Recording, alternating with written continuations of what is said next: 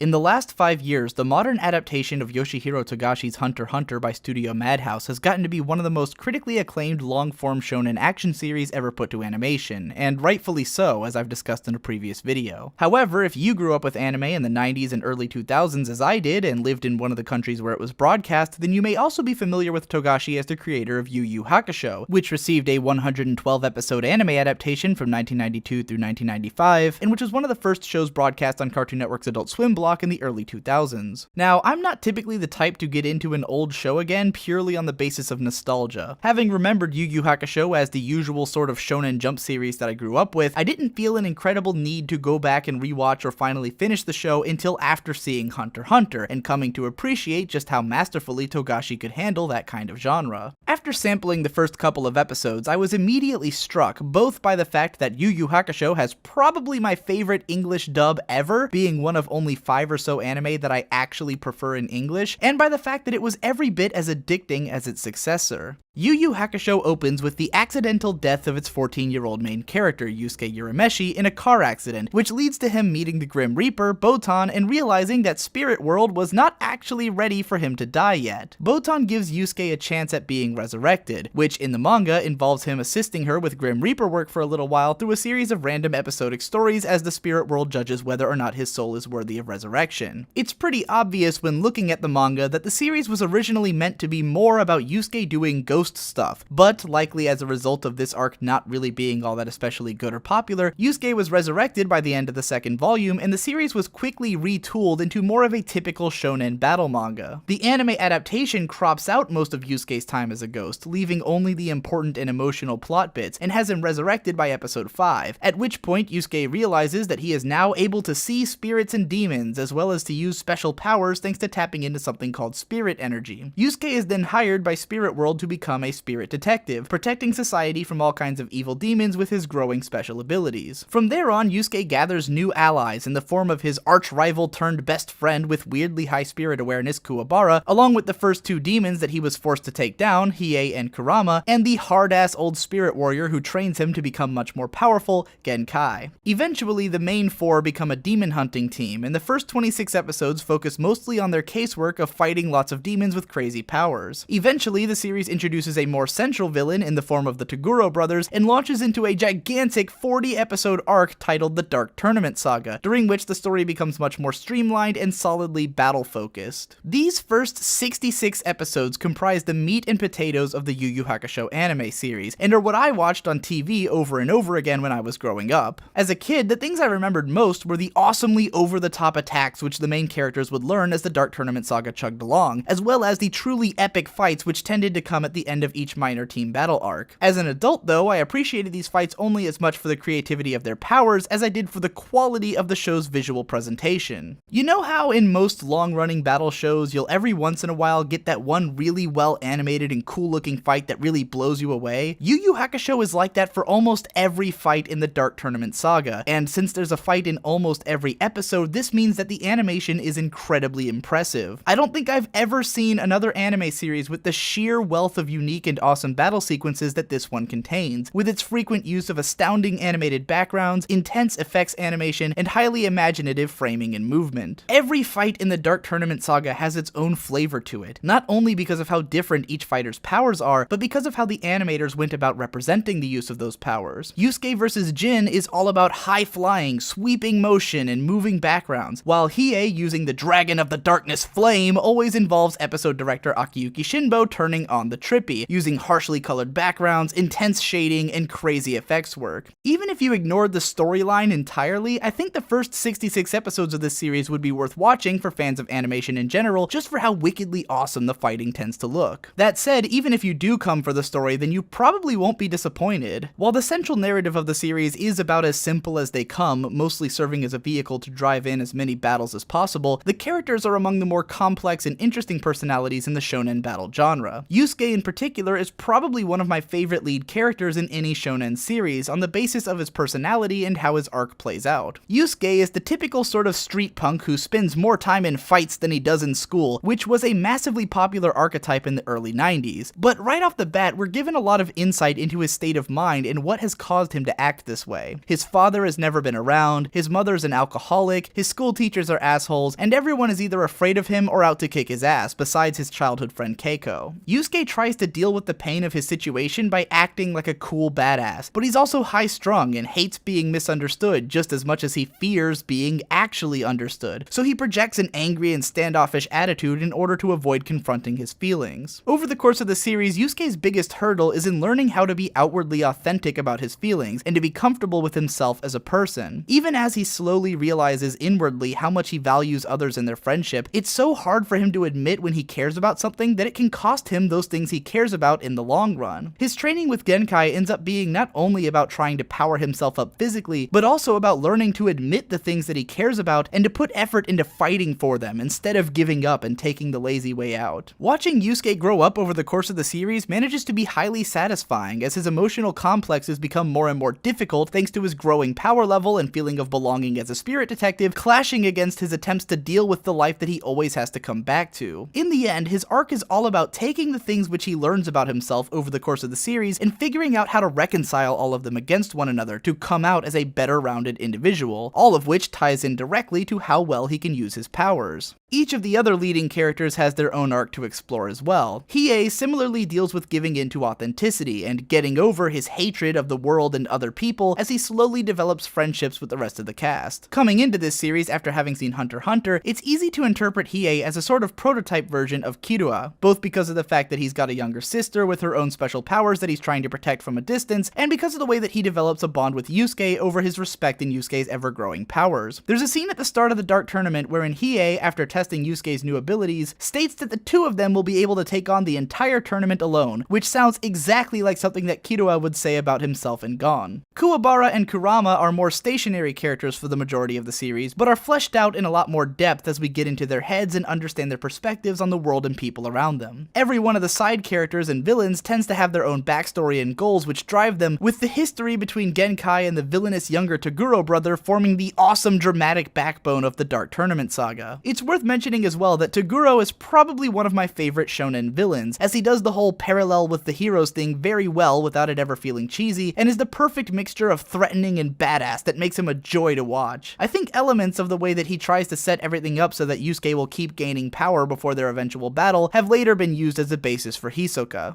As is the case with its successor, the biggest structural success of Yu Yu Hakusho is in how it moves very quickly from battle to battle and from arc to arc, with new ideas constantly coming into play and keeping things fresh. Only a handful of battles at the end of the major arcs are given more than an episode and a half of runtime, and in the case of the final battle of the Dark Tournament, its 4-episode climax is very well earned. In fact, I think Yu Yu Hakusho does a better job than almost anything else in the genre at maintaining smooth and logical transitions between its major arcs. Having said that, if there were moments of Hunter x Hunter that you thought were kind of ass-pulley, then expect the same kind of things from Yu Yu Hakusho. While the powers and situations tend to be a lot less complex or creative in this series than those in Hunter x Hunter, they are introduced briskly enough and the dialogue between the characters is enough fun that the show remains nearly as addictive and exciting. It isn't until the Chapter Black saga, which follows after the Dark Tournament, that the powers become complex enough to warrant more lengthy expository dialogue, and it's during this arc that the series overall begins to feel a lot more like Hunter x Hunter. The Chapter Black saga brings with it an unfortunate trade-off though. On one hand, the powers and storyline are a bit more complex, and the new villain, Sensui,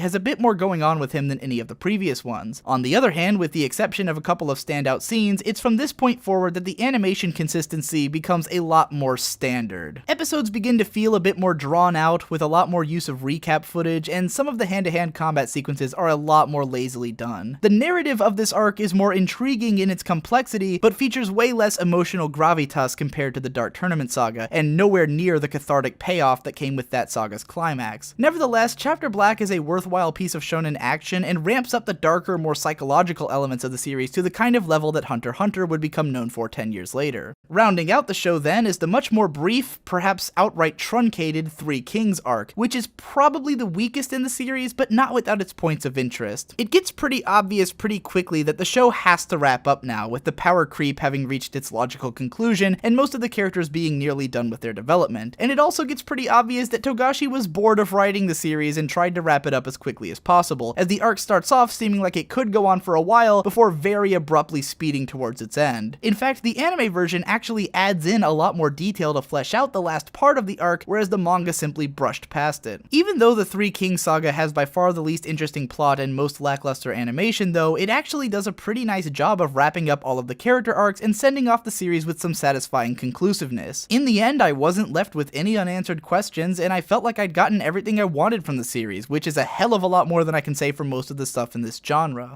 If Yu Yu Hakusho is worth recommending, then it certainly is not for bringing anything wildly new or interesting to the shonen battle genre. If anything, it is decidedly straightforward, even in comparison to a lot of its ilk. You won't find the seemingly endless universe of creativity in this series that you will in something like One Piece or Dragon Ball or Hunter x Hunter, and indeed, it seems like with the latter series, Togashi deliberately gave himself a lot more breathing room with what he could get away with. Having now seen the way Yusuke makes a beeline from powerless to as powerful as he could possibly get over the course of the series, it's easy to see why Togashi chose to surround Gon with a so much bigger and less scalable world populated by so many more powerful fighters. Yu Yu Hakusho feels like the shonen battle concept boiled down to its most simple and effective elements, and charges through it at a brisk pace without leaving a lot of room for continuation. It completes all of its world building and character development decisively, which, depending on what kind of fan you are, may be exactly what you're looking for after dealing with the endlessly incomplete nature of most modern shonen jump stories. What sells Yu Yu Hakusho is simply its raw entertainment value and the strength of its characterization. Yusuke and his team have good chemistry together and are all highly memorable, distinct characters, both in terms of design and personality. Yusuke himself does a better job of carrying the whole series on his shoulders than any other shonen lead I can think of, to the point that during a few small arcs wherein he was either sleeping or training for several episodes on end, it almost felt like the entire tone of the series had shifted. Yet, any time that one of his teammates took the spotlight, they always brought their distinct flavor to the forefront and got me hyped to see what kind of stuff they were going to do. All in all, I would say that Yu Yu Hakusho was among the best long-form shonen series that I've seen to date, and easily one of the best anime adaptations. I never felt like it was wasting my time, and there was not only a total lack of filler, but even a lot of questionably worthwhile parts of the manga cut from the show, with bits added in that the manga was at a loss without. For at least 66 episodes, it had a level of consistency in its inventive animation that honestly kind of blows Madhouse's Hunter x Hunter adaptation out of the water, and after seeing just how much killer stuff could be done with this series on Cells in the 90s, I found myself eager to check out the 1999 Hunter x Hunter adaptation, which I've heard is more inventive than its remake as well. Parting thoughts: Botan is cute, Shizuru is my waifu, and Koto is best girl all years. Dragon of the Darkness Flame in episode 58 was the most hype shit I've ever seen, except that Meruem vs. Netero was actually 5 times more hype. Finally seeing the fingers around my dick episode while drunk after 7 years of quoting it was the most satisfied I've been and the hardest I've laughed watching anime in a long time, and follow me on Twitter if you want to see thoughts like this while they actually happen. If you've ever been a fan of Yu Yu Hakusho, then tell me about your experiences with it in the comments below. And stick around while you're at it, because I'm going to be using this show as a springboard in the near future to talk about more of Akiyuki Shinbo's work in the early 90s, so check that out when it drops. If you want to help me to make more videos like that one and this one from here on out, then consider supporting me via Patreon or PayPal by following the links in the description below. Thanks again for watching, and I'll see you in the next one.